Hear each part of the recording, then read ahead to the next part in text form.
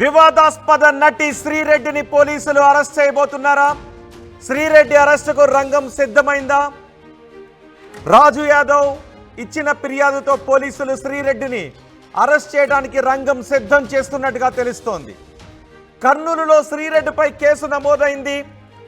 ఆంధ్రప్రదేశ్ ముఖ్యమంత్రి Chandrababu Naidu, deputy CM Pawan Kalyan, home minister అనితలపై గతంలో social మీడియాలో శ్రీరెడ్డి అనుచిత వ్యాఖ్యలు చేశారని, ఆమెపై చర్యలు తీసుకోవాలని కర్నూలు పోలీసులకు ఫిర్యాదు చేశారు రాజు యాదవ్.